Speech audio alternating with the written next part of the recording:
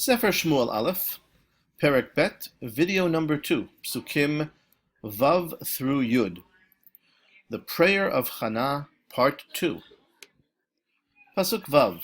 Chana is continuing with her description of how Hashem can do everything in its reverse to whomever he pleases. Hashem meimit umechayeh.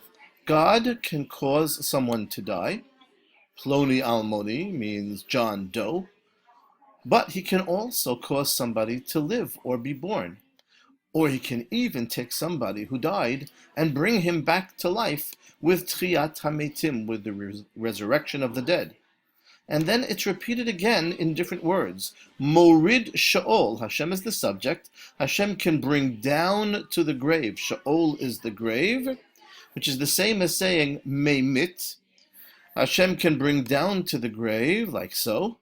Vaya'al, but he can also bring up. La'alot or laha'alot. He can bring up from the grave. He can give life or restore life. That's the same as mechayeh. And this is what he can do. And you see the parallelism. Meimit corresponds to morid sha'ol. Mechayeh corresponds to vaya'al. Pasuk Zayin. Hashem morish uma'ashir. Hashem can make somebody a rash, an evyon, like an ani, a dal, all different synonyms for a poor man. Hashem can make someone poor. Here is the poor man, the hobo. Can you spare a quarter? But on the other hand, uma'ashir, Hashem can make somebody rich. Cover him in a pile of dollar bills. Yahoo! Mashpil, Hashem can lower somebody to sit in the dirt. Af miromim, but he can elevate somebody to be on the top of the world, on the top of the mountain. Pasuk Chet. Mekim me'afar dal. Hashem can elevate, bring up from the dust a poor man. Here's the poor man.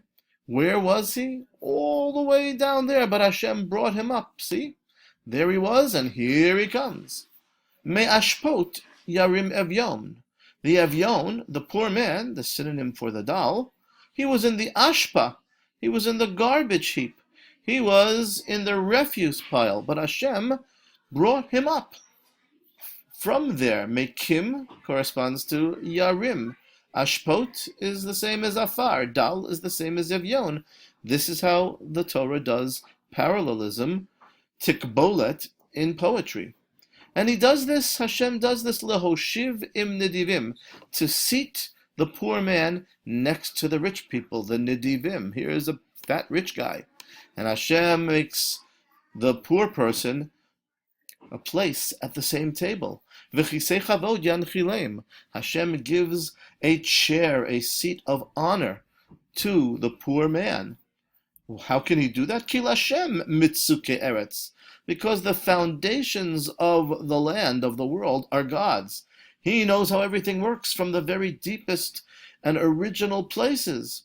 He made those foundations. Vayashet alehem tevel. And Husam, he placed upon those foundations the world, the land. Here is God placing the world on its foundation so he can do whatever he wants to whomever he wants. Pasuk Tet. Raglei chasidav yeshmor. But God looks out for the right types of people who are concerned about doing justice and mitzvot. He guards the feet of his righteous ones. Here is a righteous fellow. He's walking by a dangerous place, but he doesn't fall into the pit because God is watching him, just strolling along. On the other hand, Urishaim, but as for the wicked, B'choshech yidamu, they will be silent in the darkness. They won't know what's going on. They'll be afraid. Who turned out the lights? Ki lo v'choach yigbar ish, because a person doesn't become a gibor, a brave, powerful person through physical strength. It isn't muscles. It is deserving the help of God by doing the right types of things that makes a person powerful. Pasuk Yud. Hashem yechatu mirivav. Those who want to have a riv, a fight with God. His opponents, yechatu, they will be broken, like the bow in the previous video. And so there they go. Alav bashamayim yareim, God will thunder upon his enemy from heaven. Boom, boom. And now, not just one enemy, but this is God judging the entire world and ensuring justice. Hashem yadin afse aretz. He judges all the corners of the earth. Everybody gets ultimately what they deserve, whether in Olam Hazeh or in Olam Haba. V'yiten oz lemalko. God will give strength to his king and enable him to lift even the heaviest weight. V'yarom keren mishicho. V'yarim keren mishicho. God will make the horns, meaning the horn, the power of his anointed one, his king, or ultimately Mashiach. Hashem will make that the highest and the most powerful. So she goes from what God does for individuals until finally how God runs the entire world and will redeem the entire world at the end of time.